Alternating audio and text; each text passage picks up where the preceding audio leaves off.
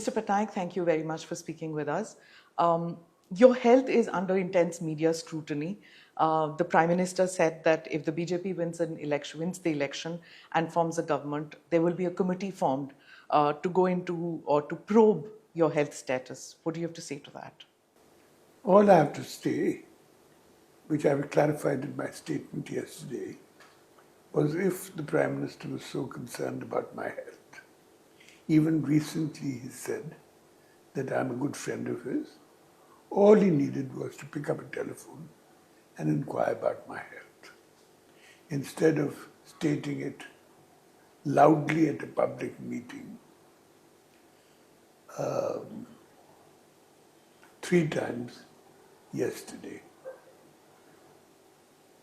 My health is perfectly all right.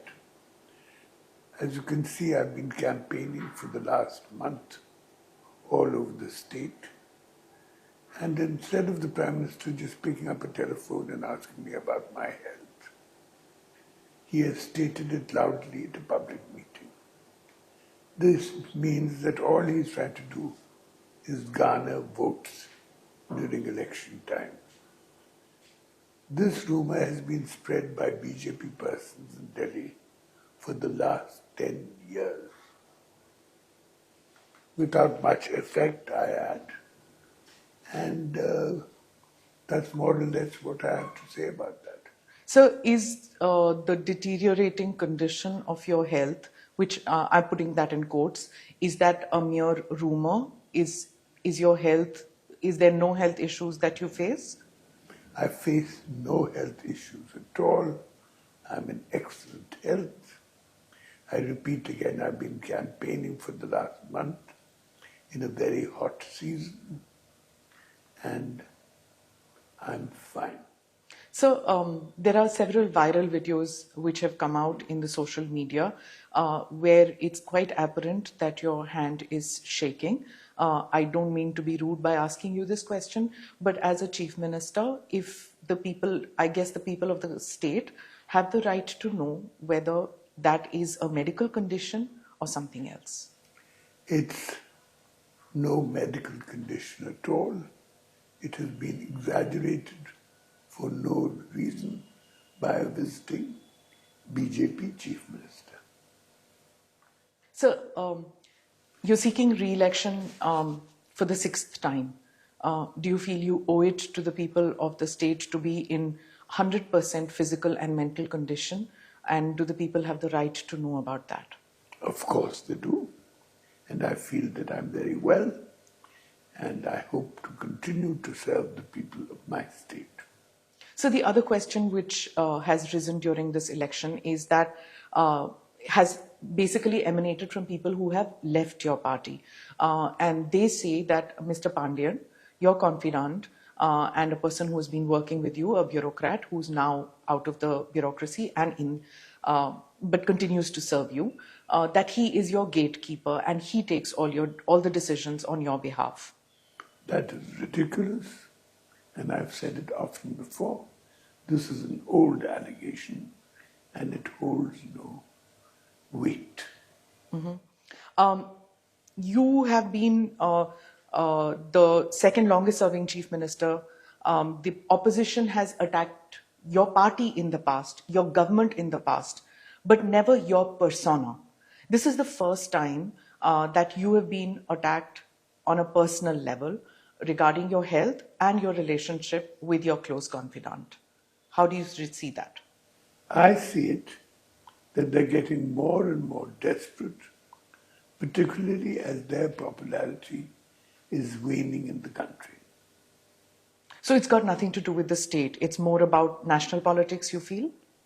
It's about the state and national politics. So the promises that are being made by your party in this election, does it have your signature on it? Do you know the promises that are being made? Do you have veto powers at all on these decisions? As Chief Minister, I have all powers, and we have done a great deal for the people of our state, and we want to continue doing much more. Do you chair cabinet meetings, or do you just leave it to your colleagues to do that, sir? I always chair cabinet meetings. There's not a single cabinet meeting that I do not chair. So, you're in your sixth term. The party has not known anybody other than your father or you leading it. Is there a succession plan on in the party? I've said repeatedly that the successor will be decided by the people of the state.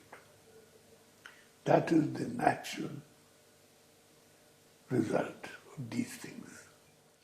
You are not grooming Mr. Pandian to take over from you? I can't understand these exaggerations. You may have noticed that he's not even standing for elections. That's true, but he has called you his guru and he does call himself your shishya, and he has said that he's completely influenced by your ideals, and he has learnt from you, and he says that whatever he does is something that he tries to do what you do in life. So it naturally leads people to believe that he's modeling himself on Naveen Patnaik, and that is how he wants to make himself acceptable to the party and the people of the state. So is he your successor? He is not my successor, and I see all of this usually as exaggerations and falsehoods. So do you not speak to your colleagues about how you want the party run in a, God give you long life, but in a post Naveen Patnaik scenario? They see how the party is being run, and the party is being run for the service of the people of Odisha and will continue to do so. So, Mr. Modi and you, I come back to what you said about him.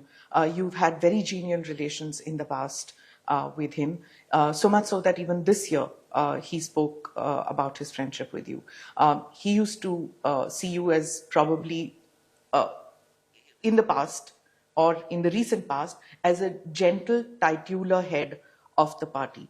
But these recent remarks by the BJP and Prime Minister Modi, the BJP says it is for the well-being of the state that these attacks are being made on you because they see you as incapable of leading your party. What do you have to say about that?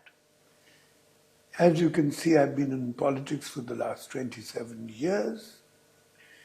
I was given the position of president of the party 27 years ago, and I've been running it, I think, well since then, and will continue to do so.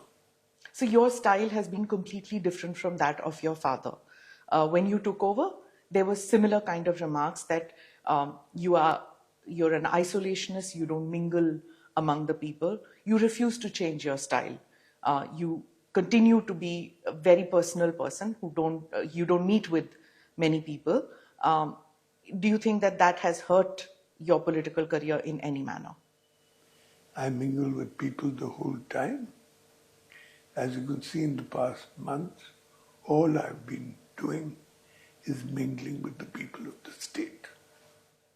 Sir, a veteran Odia journalist Ravi Das said, and I'm quoting, Pandian takes care of Naveen Patnaik like a son. But he calls this arrangement, and I quote again, extra constitutional. And he says, you may love him, but can that be a reason to put him above BJD leaders? Is what the Odia journalist vocalized, something which is spoken in the corridors, but Odia people, being gentle, non-gossipy kind, don't say it openly. But this is something that many media people say this. How do you react to this? I find all of that, to be honest, quite nonsensical. So you don't think that BJD political leaders should take supremacy over somebody who was in the bureaucracy, who's not born in this state, though has adopted this state as his own? Don't you feel that your party colleagues who have given their blood, sweat and tears for the party should have more say in party matters as compared to Mr. Pandian? Party members certainly have a great say. They have high positions. They're ministers. They're the people's representatives. They hold all powers that they should in a democracy. So during elections, the chief ministers and potential chief ministers, they attract a lot of attention. Every movement is scrutinized quite a bit, and especially a chief minister who's seeking a sixth term. So when these viral videos came out, and when there is only one person who's seen very close to you, if that person is a cabinet secretary, a principal secretary, it's his job, it's his duty to be close to you. But if that person is neither a politician nor a bureaucrat now, I think it's open game, isn't it, for other political parties to attack that person? Or do you feel it's unfair? I think after resigning from his post as an officer, he has clarified that he has joined politics. Right. So in the past, your party gave issue-based support to the BJP. Has the recent week where there's been such acrimony between you and the BJP, or rather between your party and the BJP, does that acrimony now shut doors on this issue-based politics if the NDA was to need that support? Let me clarify that I have never shown acrimony to anyone in public life. And when support is required, we will judge our appropriate position. Right. Are the fissures between your party and the BJP too deep now to be mended? Let us see what the position will be in the future. That will be the judge of future events. So we just a couple of days, just one round of polling left and a couple of days for results. How many seats do you give your party in the state elections, and how many do you give in the parliamentary elections? I see a very handsome results in the state elections. We will form a solid government again in the state, and in parliament we will have a very good majority. And you will be chief minister for all 5 years if you win? I certainly hope so. Right. The Prime Minister says that on the 10th of June, the BJP will form government here. Your party says that on the 9th of June, you will take oath of office. What is the number significance in this?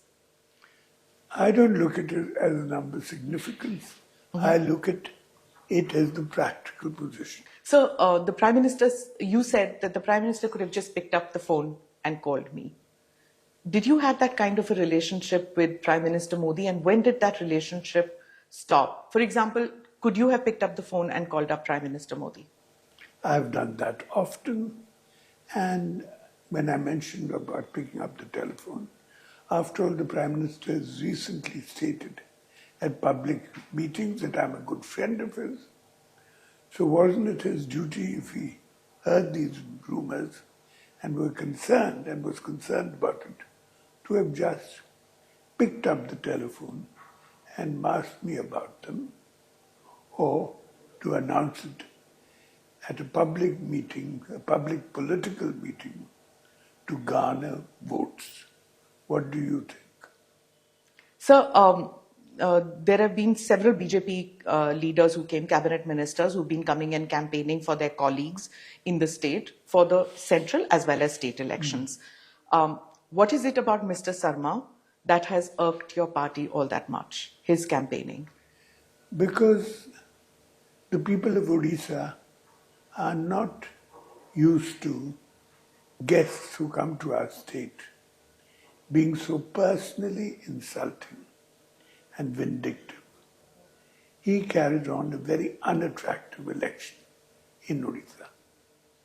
So when the personal attacks were made on you, I didn't see any chief minister from the rest of the country come out in your support. There was a time when you had personal relationships with Ms. Jayalalitha, with Mr. Modi when they were chief ministers. They always spoke in your support. You used to speak about them. But this time, when the attacks were made, there were no statements from anybody, not from the Congress, which is the third party out here, not from anybody else. Why do you think that? I really think that we're in the midst of a national election, so people were far too busy with their own agendas to be concerned about what is happening here.